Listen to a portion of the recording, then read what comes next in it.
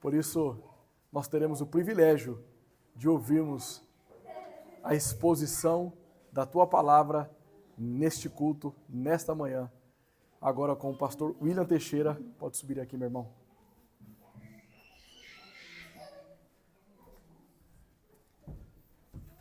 William Teixeira já foi apresentado hoje pela manhã, mas novamente, para aqueles que também nos acompanham pela internet ou aqueles que chegaram depois, William Teixeira é pastor da Igreja Batista Reformada de Francisco Morato, junto com o pastor Josué Meninel. Ele é o dono, da editora Estandarte de Cristo, que tem disponibilizado materiais com um preço top para a nossa igreja. Ele já veio, não aqui nesse espaço, Ele foi quando a gente ainda estava na Criarte, e agora pela segunda vez, demonstrando, irmãos, que é um parceiro que nós temos aí até o retorno de Cristo. Um irmão precioso que Deus nos presenteou. É uma bênção ter você conosco. Amém, amado. Nós vamos orar pelo nosso irmão para que Deus venha capacitá-lo agora na exposição bíblica. Pai, nós te louvamos e te agradecemos pela vida do pastor William Teixeira, que o Senhor resgatou da escuridão para a luz e o capacitou para que ele pudesse crescer em graça e conhecimento e partilhar conosco agora estes conhecimentos que o Senhor disponibilizou a ele, Pai. Que ele seja fiel e bíblico à tua palavra, que seja menos dele, mais de ti, que o Senhor o conduza na direção agora da exposição do teu santo evangelho. Use teu filho como instrumento de bênçãos para nós. Em nome de Jesus. Amém. Graças a Deus. Amém.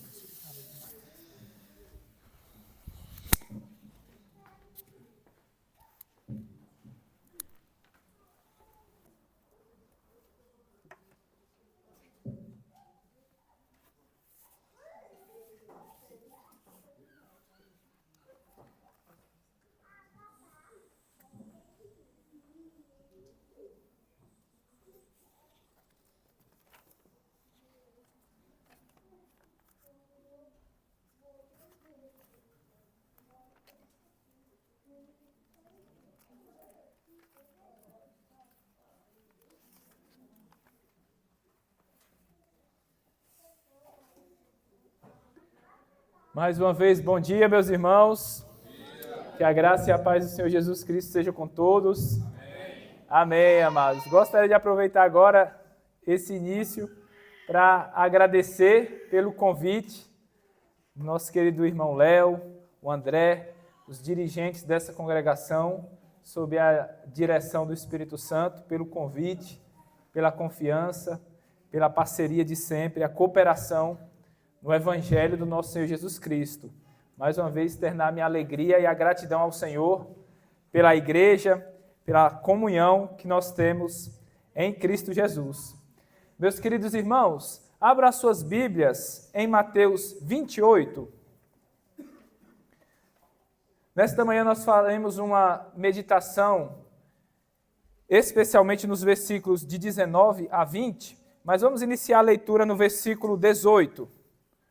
Nós vamos falar a respeito da grande comissão do Senhor, mas vamos enfatizar a nossa responsabilidade como igreja diante desta grande comissão e avaliar a nossa fidelidade ao Senhor como igreja, baseado na nossa fidelidade ao mandamento que Ele nos deu. Façamos então a leitura aqui em Mateus 28, versículo 18, que diz: Jesus, aproximando-se, falou-lhes dizendo: toda autoridade me foi dada no céu e na terra. Ide, portanto, fazei discípulos de todas as nações, batizando-os em nome do Pai e do Filho e do Espírito Santo, ensinando-os a guardar todas as coisas que eu vos tenho ordenado. E eis que estou convosco todos os dias até a consumação dos séculos. Amém, meus irmãos. Até aqui a leitura da palavra do Senhor. Antes de entrar na introdução do nosso texto, permita-me fazer algumas considerações iniciais breves. Primeiramente, dizer que é uma alegria estar aqui, mais uma vez, neste mês de agosto, em que nós estamos comemorando o primeiro aniversário da Igreja Batista Herança Reformada de Tatuapé. Mesmo não estando tão presente aqui fisicamente, nós sempre acompanhamos nas redes sociais, nas postagens. Nós louvamos a Deus, então, meus irmãos, como o Senhor, desde um pequeno início, há um ano atrás, tem agora dado crescimento, acrescentado mais irmãos nesta agência do Reino dos Céus que tem sido plantada aqui. Louvado seja Deus pelos irmãos, pela graça que Ele tem concedido a vocês. Desde um ano atrás, o Senhor tem levado cada vez mais pessoas a se juntarem a vocês para adorarem a Deus e buscarem outros adoradores para o Senhor, para conhecerem cada vez mais Cristo e tornar Cristo conhecido a outras pessoas. Louvado seja Deus, porque Ele tem dado graça a vocês para que vocês tenham perseverado em ser uma igreja fiel, fiel a Jesus Cristo. A segunda consideração, meus irmãos, que eu gostaria de fazer é que ainda que nós estejamos aqui aproveitando a ocasião, nesse momento festivo, para celebrar o aniversário da igreja, nós temos que sempre ter em mente nisso que fazemos, bem como em todas as coisas, que o nosso alvo supremo é só-lhe deu glória. Amém. Que toda a glória seja dada ao nosso Deus fiel. E a Ele somente, como diz o salmista do Salmo 115, versículo 1, não a nós, Senhor, não a nós, mas ao Teu nome da glória, por amor da Tua misericórdia e da Tua fidelidade. Se nós somos fiéis, meus irmãos, como igreja, é porque é a fidelidade de Deus que nos mantém, que estejamos sempre com os nossos olhos voltados para o nosso grande Deus, e rendendo toda a glória a Ele. Isso me faz lembrar uma história que se passou na Inglaterra no século XIX. Um grupo de turistas cristãos foi para a Inglaterra e, chegando lá, eles decidiram que iriam visitar a igreja, uma grande igreja congregacional que tinha cerca de 3.000 membros, cujo pregador era Joseph Parker. Ele era conhecido pelos seus talentos na pregação. Eles foram, assistiram ao culto e à pregação de Joseph Parker e saíram um dizendo ao outro: que grande pregador é Joseph Parker, que talentos, que exposição. No outro dia do Senhor, resolveram ir a uma outra igreja de Londres, também muito famosa, uma igreja batista, pastoreada por um pregador chamado Charles. E lá também eles ouviram o sermão. Charles também era um grande pregador, e quando eles saíram daquela igreja, eles olharam uns para os outros e disseram: que grande Salvador é Jesus Cristo. Percebem a diferença? Que nós possamos sempre estar focados no nosso grande Salvador, que é Jesus Cristo, para que mantenhamos a nossa fidelidade a Ele. Meus irmãos, em 1 Coríntios, capítulo 4, versículos de 1 a 2, diz o seguinte, Paulo falando a respeito dos pregadores do Evangelho: importa que os homens nos considerem como ministros de Cristo e dispenseiros dos mistérios de Deus. Ora, além disso, o que se requer dos dispenseiros é que cada um deles seja encontrado fiel. O mesmo que é dito aqui a respeito dos ministros do Evangelho, também pode ser dito a respeito da Igreja de Cristo. O que ele requer das suas igrejas é que elas sejam encontradas fiéis. Nem todos os ministros e as igrejas de Cristo possuem as mesmas características. Nem todos possuem os mesmos dons, os mesmos talentos, os mesmos recursos, a mesma notoriedade, o mesmo êxito em sua atuação. Porém, uma característica deve ser comum a todos os ministros e igrejas se eles são de fato verdadeiros ministros e verdadeiras igrejas de Cristo, que é, eles devem ser fiéis em cumprir o chamado de Deus e usar os dons e talentos que Deus lhes deu para avançar o seu reino e viverem de maneira agradável a Ele. Porém, quando nos é dito que temos que ser fiéis, precisamos definir o que é fidelidade. O que é ser fiel? Ser fiel, meus irmãos, significa ser leal, ser honesto, confiável, sincero e dedicado ao outro, mantendo-se fiel. Só um instante aqui, meus irmãos.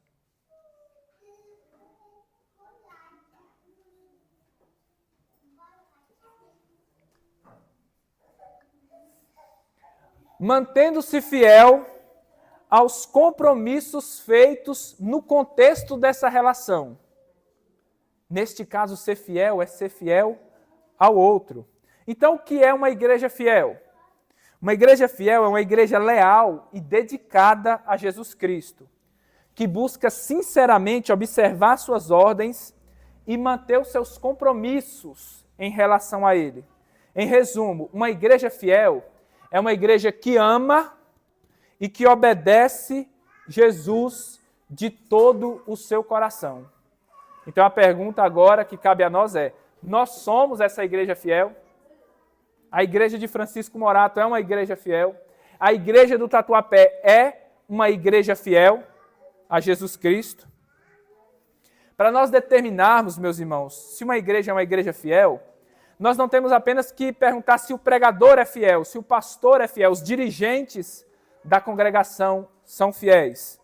Mas uma congregação não é formada apenas pelos seus líderes, de tal maneira que, para que uma igreja seja fiel, não apenas os pastores devem ser fiéis, mas todos os membros devem ser fiéis. Então a pergunta agora se direciona a você mesmo.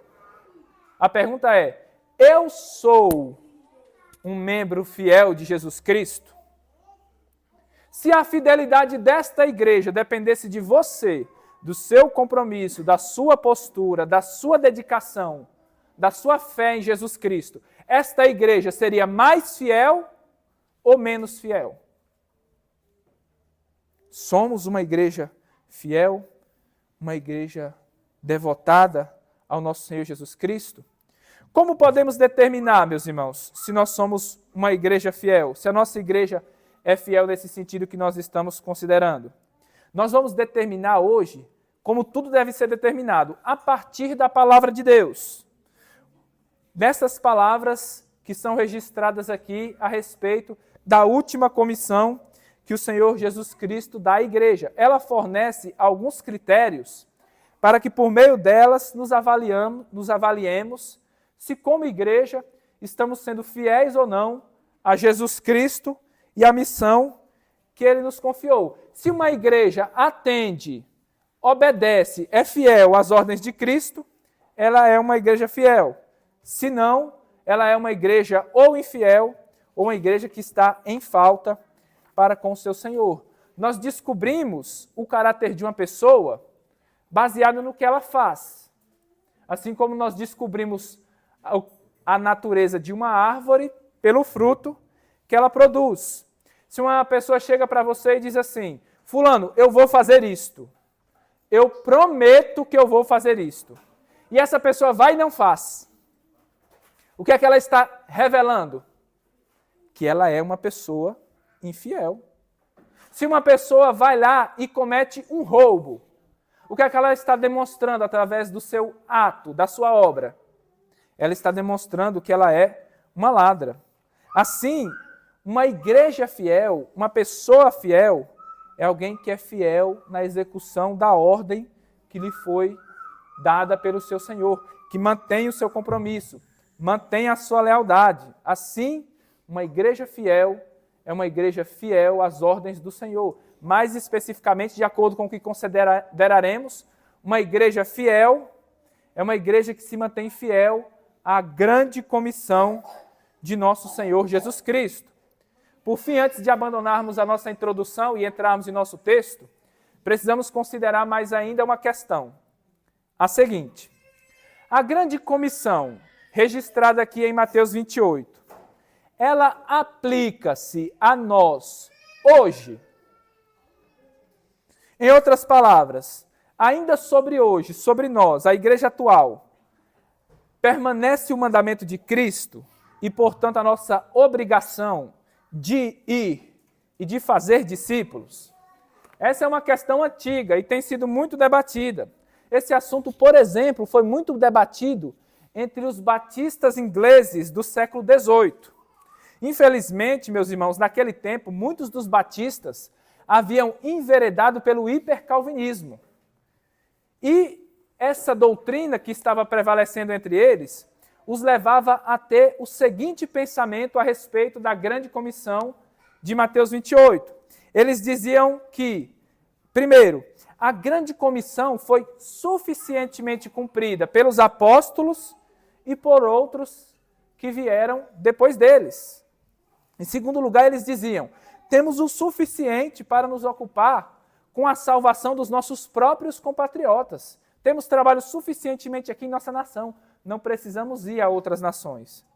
Em terceiro lugar, eles diziam, e aqui parece a crença central do hipercalvinismo: se Deus quiser salvar os pagãos, então ele de alguma forma soberana conduzirá o evangelho até eles ou conduzirá a eles até o evangelho. Mas nós não temos absolutamente nenhuma responsabilidade quanto a isso. Foi nesse contexto onde estava prevalecendo esse tipo de noção a respeito da grande comissão que o William Carey, que nasceu em 1761 e morreu em 1934, o mesmo ano em que Spurgeon nasce. Nós perdemos um herói da fé e nasce outro. Ele, que ficou conhecido como o pai das missões modernas, escreveu um livro para dar aquilo que ele entendia ser a resposta bíblica a essa pergunta: se nós, ainda como igreja, devemos cumprir a grande comissão ou não. O título do livro dele é Uma investigação sobre a obrigação dos cristãos de usar meios para a conversão dos pagãos. Logo no primeiro capítulo do seu livro, ele dá 3 argumentos por meio dos quais ele busca convencer os seus leitores de que, de fato, a grande comissão ainda permanece como uma obrigação da igreja. O primeiro argumento é que o mesmo Senhor Jesus, que nos deu a missão de ir e fazer discípulos, no mesmo contexto, na mesma ordem, também nos dá, como igreja, a ordem de batizar. Então, se nós não temos mais a missão de ir fazer discípulos, também não temos mais a missão de batizar. E, obviamente, temos a missão de batizar. Portanto, ainda a igreja permanece com a missão de ir e fazer discípulos. O segundo argumento é a respeito da legitimidade dos missionários. Porque se a grande comissão foi dada somente para os apóstolos, então todos aqueles que não são apóstolos e que foram e que pregaram o evangelho depois dos apóstolos, fizeram isso em infidelidade.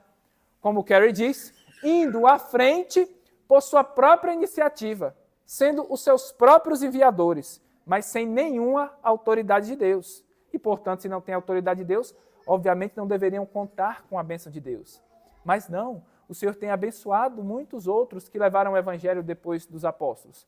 Pelo que Carey vai concluir que aqueles que foram depois dos apóstolos também tinham um mandamento. Assim como nós, que vivemos hoje depois dos apóstolos, também temos o mandamento de ir e fazer discípulos.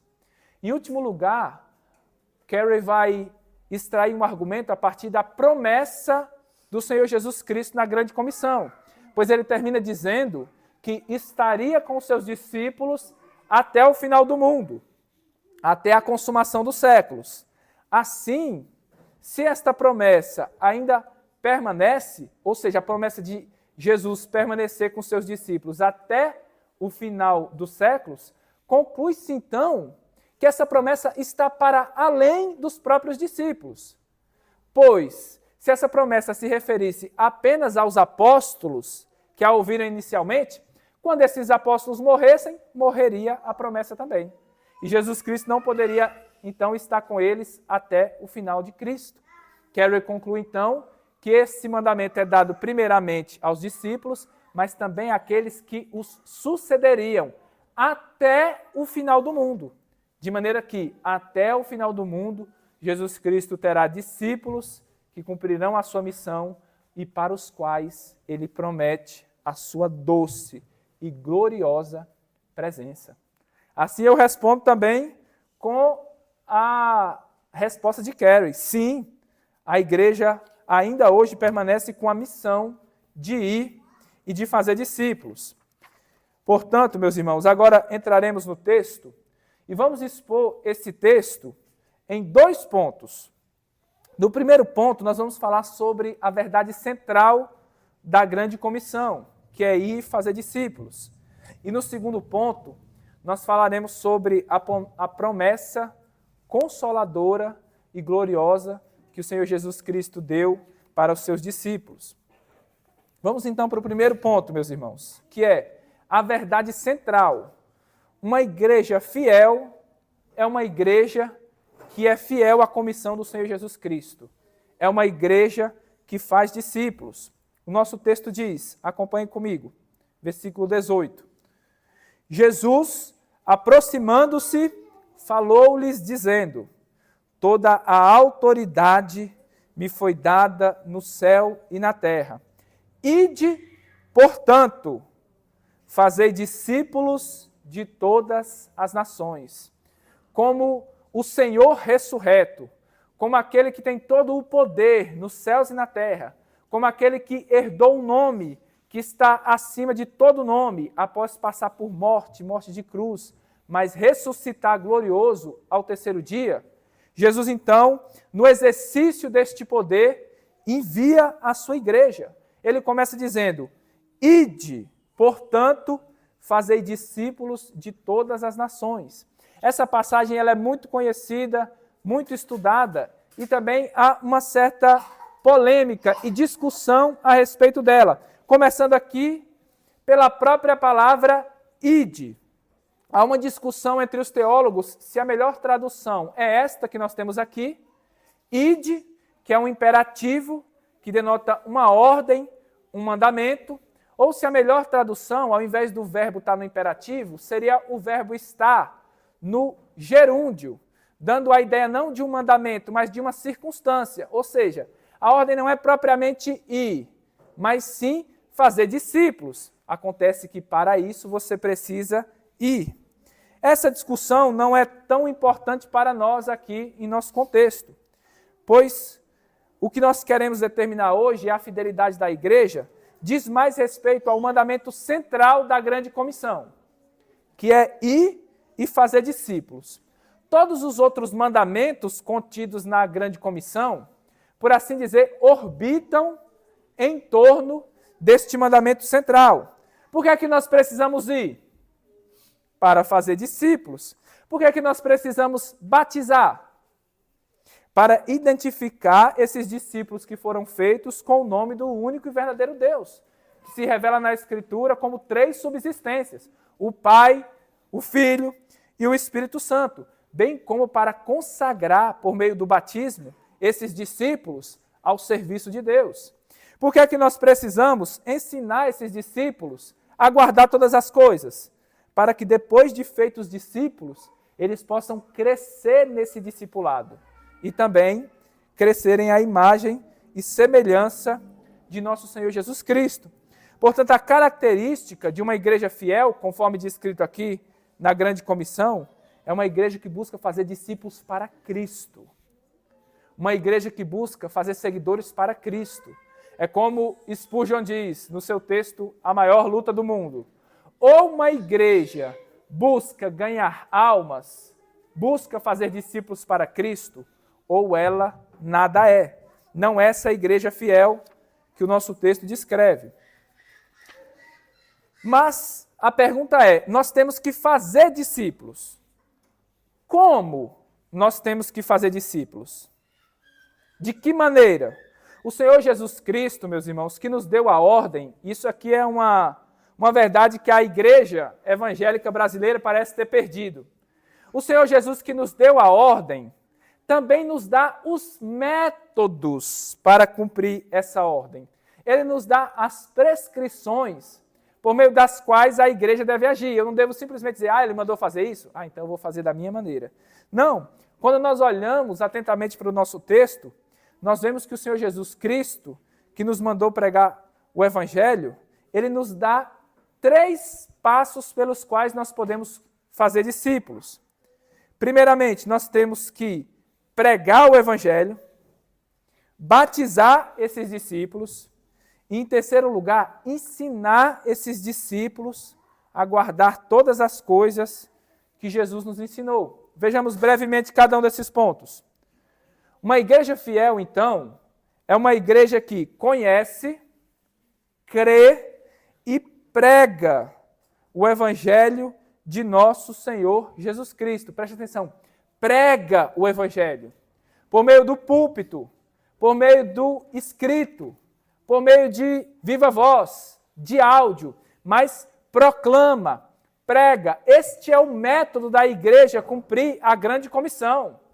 Não por meio de filmes. Nós poderíamos dizer, olha, hoje, meus irmãos, não vamos ter pregação, não. Vamos assistir o filme da Paixão de Cristo. Porque eu assisti esse filme e fiquei tão emocionado, talvez Jesus Cristo vai falar assim por meio da igreja. Não, ao invés disso, vamos fazer algo mais ao vivo. Vamos encenar a paixão de Cristo. E assim nós estaremos pregando o Evangelho. De maneira nenhuma, meus irmãos, porque este não é o método que Deus abençoou para a igreja. Certa vez, falando a respeito de que o Senhor não nos mandou fazer teatro, por exemplo, mas aí uma pessoa veio com aquele argumento que é terrível. Não, mas Deus já falou muito comigo através de um teatro. Não importa o que essa pessoa diz ter feito. O que importa é o que Deus falou em sua palavra. Não nos guiamos por pragmatismo. Nos guiamos pela palavra de Deus, que nos manda ir e pregar o Evangelho. É interessante que aqui em Mateus é dito, ide e façam discípulos. Lá em Marcos, na passagem paralela da grande comissão, em Marcos 16, é dito, ide por todo mundo e pregai o Evangelho. Logicamente, nós concluímos que nós fazemos discípulos através da pregação do Evangelho. Mas ainda outra pergunta, hein? Estou enchendo vocês de pergunta hoje. As perguntas são muito didáticas e nos ensinam a compreender melhor o significado do texto. Temos que pregar o Evangelho. O que é pregar o Evangelho? Paul Washer vai dizer que para pregar o Evangelho, você deve seguir pelo menos 5 passos. Primeiramente, o Evangelho começa com Deus. Expor o caráter santo de Deus. Em segundo lugar, depois de expormos o caráter santo de Deus, nós temos que expor o caráter pecaminoso da Escritura. O homem é um pecador. E nós temos que entender, meus irmãos, o que é pecado. Muitas vezes o conceito de pecado que prevalece no mundo, pois nós vivemos num mundo cristianizado, é o mesmo conceito que para a justiça significa crime. Então nós achamos que pecado é matar, roubar, estuprar. Eu não faço nada dessas coisas, então eu não sou pecador. No máximo eu sou uma pessoa imperfeita, né? Mas pecador, merecedor de ira, condenação e juízo? Não. Meus irmãos, qual é o maior dos pecados? A Bíblia nos revela. Lá em João 16, versículos 8 e 9, falando sobre a vinda do Espírito Santo, o Senhor Jesus Cristo fala assim, quando ele vier, o Espírito Santo convencerá o mundo do pecado, da justiça e do juízo. E ele segue dizendo no versículo 9, do pecado, porque não creem em mim. Quando o Espírito Santo vem, ele nos convence do pecado. E qual é o maior de todos os pecados do qual ele nos convence? Da falta de fé em Cristo, da incredulidade. Não é que ele nos convence somente desses pecados. Então ele não convence da mentira. Então ele não convence do adultério, ele só convence da falta de fé em Cristo. Não. A falta de fé em Cristo é, por assim dizer, o maior de todos os pecados. e a raiz de todos os pecados. Então, uma pessoa que nunca matou, que nunca estuprou, que é uma boa mãe, um bom pai, um cidadão moral e cumpridor das leis, ele está tão debaixo da ira de Deus quanto qualquer outra prostituta e ladrão que não crê em Cristo. Ele está tão necessitado do Evangelho, ele é tão pecador quanto qualquer outro que permanece em sua incredulidade. O pecador que precisa do Evangelho é todo aquele que não crê em Cristo. Esse é o maior pecado. Ele só não crê em Cristo, né? Mas é até uma pessoa boa. Só falta Cristo, falta tudo. Não apenas os piores pecadores, mas todos os pecadores. Devemos evangelizá-los e mostrar a situação desesperada deles, porque eles não creem em Cristo. Então, quando nós mostramos que Deus é santo e o homem é pecador, o terceiro passo, nós apresentamos um dilema. Então, como é que um Deus santo pode salvar um pecador sem se tornar injusto e cúmplice dos pecados dos pecadores? Nós apresentamos, então, a resposta de Deus para esse dilema, em quarto lugar. O Deus santo pode sim salvar pecadores, porque ele enviou o seu Filho para morrer por esses pecadores e oferecer um resgate para com eles, de maneira que agora Deus é justo e justificador daquele que crê em Jesus. Em quinto lugar, então, agora nós vamos exigir uma resposta do pecador. Diante dessas verdades, o Evangelho foi proclamado. Agora eu te ordeno, em nome de Jesus, arrependa-se e creia no Evangelho. E o pecador, quando crê e se arrepender, então, ele vai poder ter a evidência bíblica de que ele é um dos eleitos de Deus, de que ele de fato passou da morte pela vida por meio da fé em Jesus Cristo. Nós temos que, através desses passos, pregar o Evangelho. Em seguida, uma igreja fiel não é apenas uma igreja que prega, mas é também uma igreja que batiza os discípulos, em nome do Pai, do Filho e do Espírito Santo. Eu percebo, meus irmãos, que nós damos muita ênfase à pregação do Evangelho, mas temos uma tendência a desprezar o batismo, como se fosse algo de só menos importância. Se o batismo não é tão importante, né? Nem devemos entrar nessas discussões de batismo. Essas coisas causam divisão entre os cristãos, se batiza criança ou não, se é por imersão, se é por aspersão. Acho que não devemos dar muita importância a isso. Não! Temos que dar importância a isso. Por quê? Porque Cristo dá importância a isso. Eu não estou dizendo que nós temos que ser aguerridos, grosseiros, muitas vezes desprezar os nossos irmãos que creem diferente de nós a respeito disso, mas é algo muito importante que nós temos que valorizar. Uma igreja fiel, então, meus irmãos, em primeiro lugar, é uma igreja que batiza aqueles que creram na pregação do Evangelho, aqueles que creem em Jesus Cristo. Portanto, meus irmãos, uma igreja fiel é uma igreja que batiza somente os crentes. Infelizmente, no cristianismo, nós vemos grande parte da cristandade praticando o batismo daqueles que não creem. Nós temos a igreja católica, a igreja ortodoxa grega, a igreja anglicana, a igreja luterana, a igreja wesleyana, a igreja presbiteriana, a igreja congregacional e outros batizando crianças. De onde essa prática se deriva? Das Escrituras é que não é. Ela é muito clara e cristalina em nos mostrar que o batismo é o batismo dos que creem, é o batismo dos discípulos. O próprio Calvino, em sua Harmonia dos Evangelhos, comentando essa passagem, ele vai dizer que o batismo é um penhor da nossa vida eterna diante de Deus e um sinal externo da fé diante dos homens.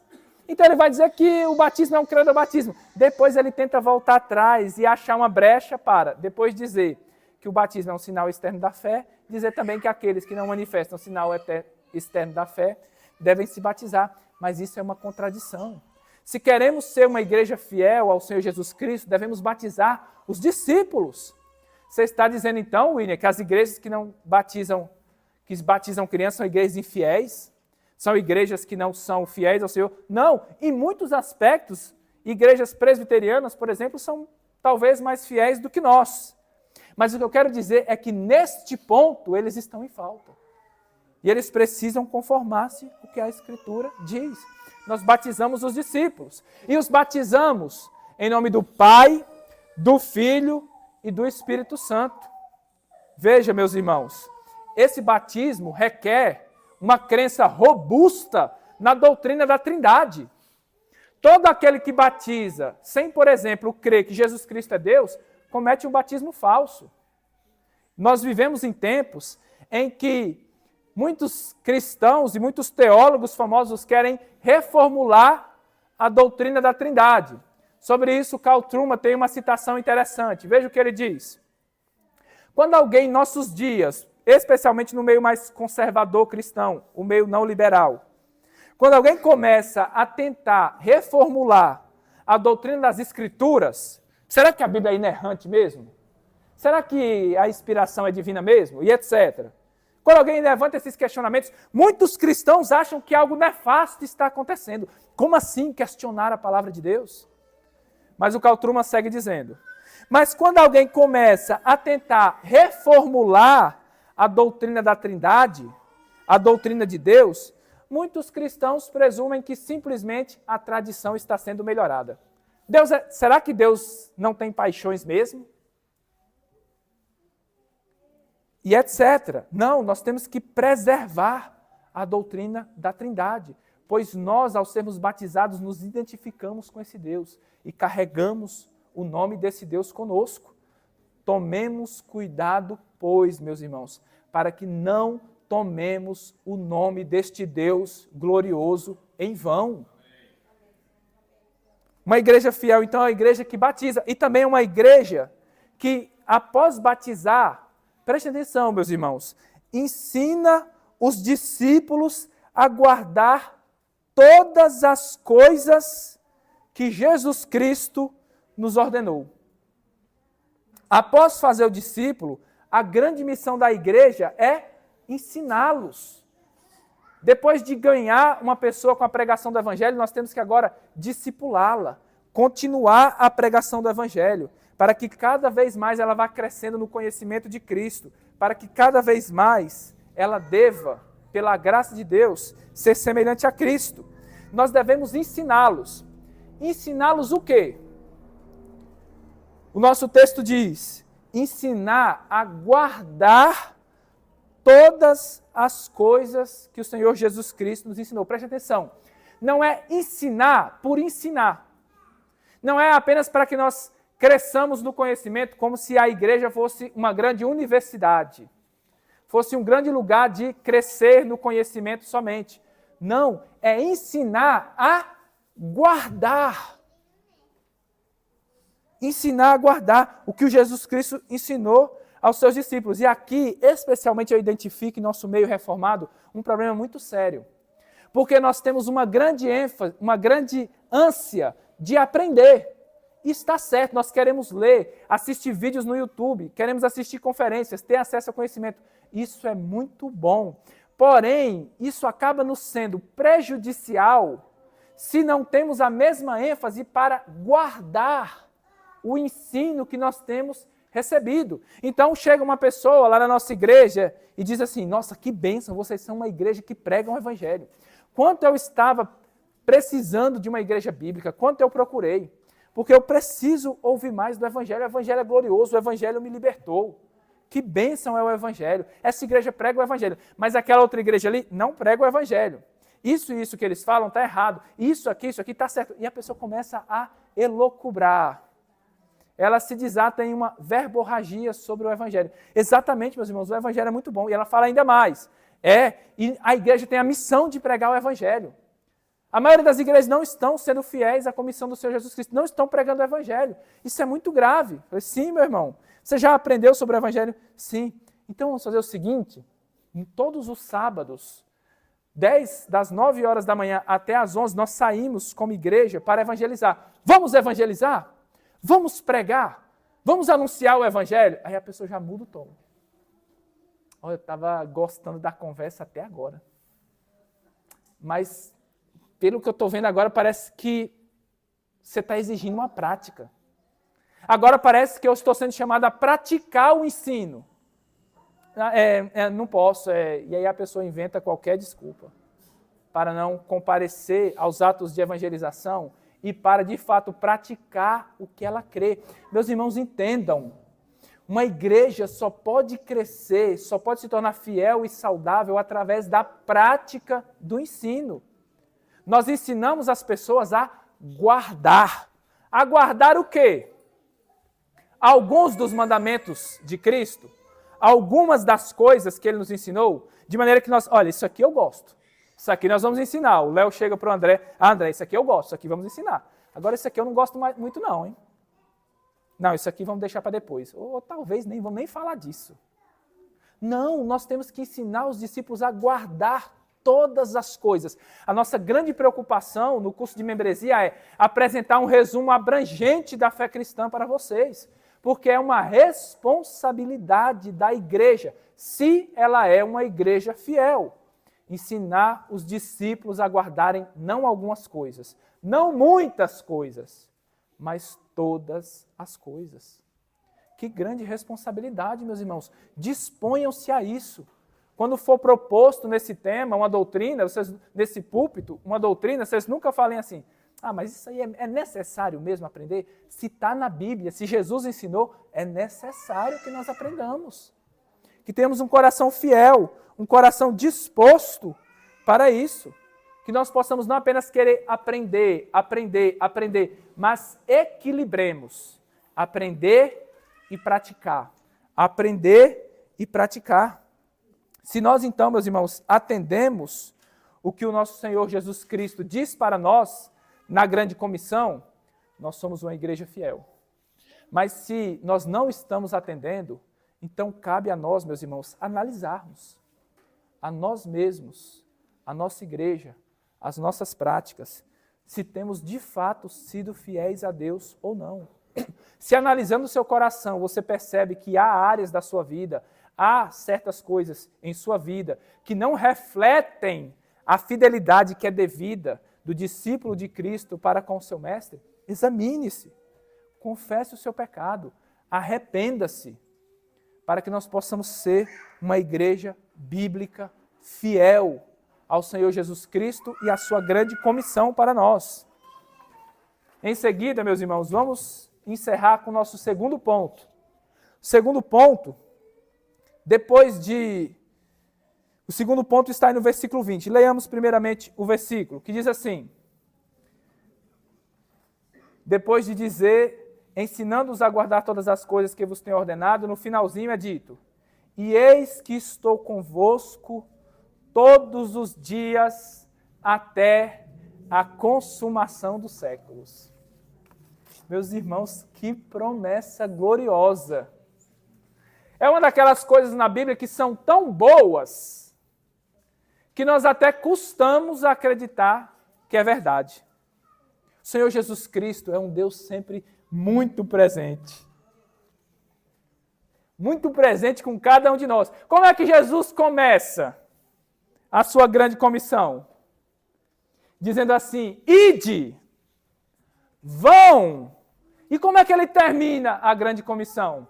Vamos. Vamos juntos. Eu vou com vocês. Vocês não vão só. Nós não estamos sós. Jesus Cristo está conosco. Então, quando você se deparar com problemas, frustrações, pecados, Cristo está com você, fortalecendo você. A igreja, ela é fiel, porque Cristo é fiel e a sustenta em todo o tempo. Esta promessa que nos mantém fiéis. Lembra daquela ligação linda que nós temos lá em Hebreus? Da confissão da nossa esperança. Porque fiel é o que nos prometeu, que nunca nos deixará, que nunca nos desamparará, mas estará sempre conosco em todo o tempo, nos fortalecendo. Glória a Deus! E aí nós temos a tendência de pensar assim: que linda é essa promessa. A promessa que Jesus fez para Paulo, a promessa que Jesus Cristo fez para Pedro, a promessa que Jesus Cristo fez para aquele grande herói da fé. Não, é a promessa para todos os seus discípulos. Para cada um de vocês, meus irmãos.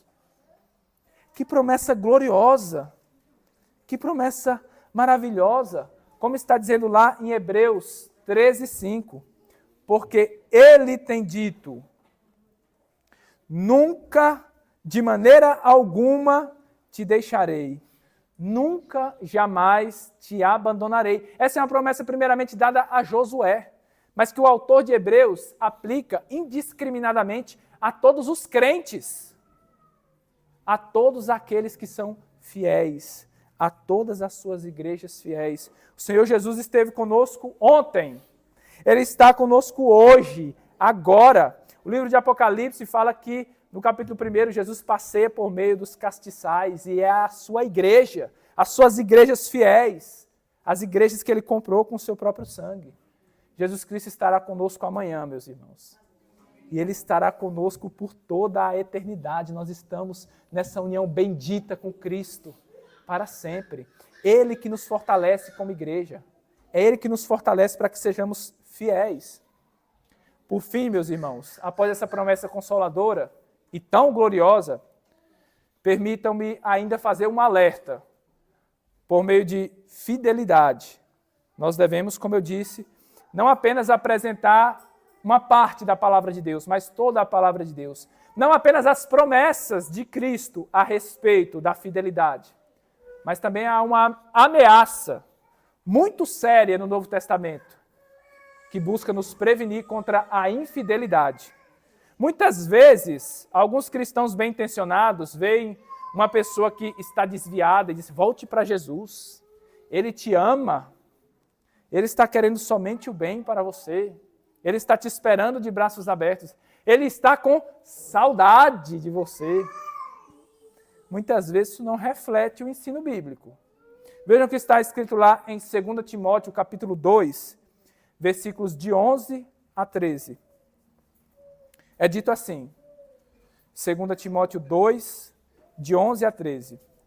Fiel é esta palavra. Não que as outras coisas que são ditas não sejam fiéis, mas o que o escritor está dizendo, preste atenção especialmente nisto que vai ser dito. Se já morremos com Ele, também com Ele viveremos, com Cristo. Se perseverarmos em seguir a Cristo com fidelidade, também com Ele reinaremos. Ele nos fará participantes do seu reino. Se o negarmos, não tem problema nenhum. Ele vai continuar nos aceitando como sempre, nos amando com um amor incondicional. É isso que o texto diz?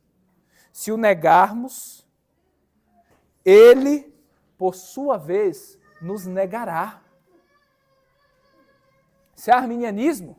Não, de maneira nenhuma. É a Bíblia, é a palavra de Deus. Uma pessoa que está negando a Cristo e sendo infiel, ela não mostra que ela perdeu a sua salvação. Se ela está abandonando a confissão da sua esperança, isso não mostra que ela está apostatando, como se ela estivesse perdendo a salvação e caindo da graça. Mas ela está evidenciando que nunca, de fato, houve uma obra da graça em sua vida. Então, meus irmãos, não nos contentemos com infidelidade em nossas vidas. É normal o cristão ser infiel. É normal, infelizmente, no sentido de estarmos sujeitos. Mas não é normal que o cristão viva em infidelidade. E o nosso texto segue dizendo, se somos infiéis, Ele permanece fiel, pois de maneira nenhuma pode negar-se a si mesmo. O que significa Deus ser fiel aqui nessa passagem?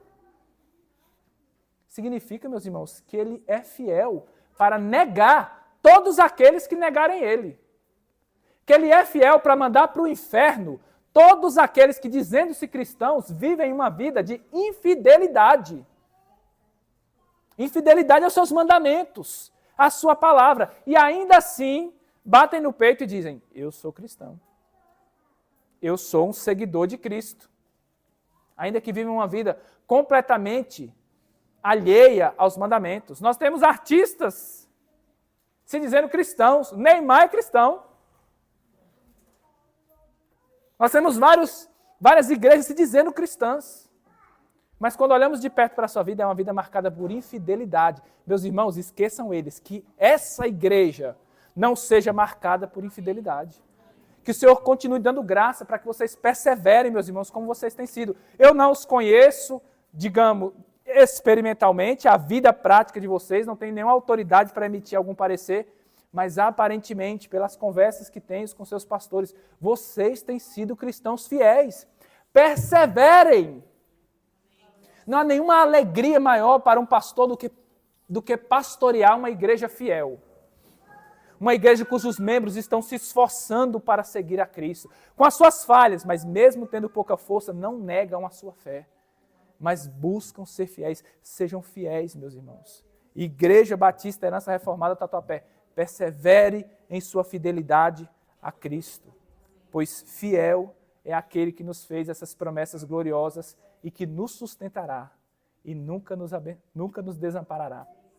Louvado seja o nome do nosso Senhor Jesus Cristo, meus irmãos.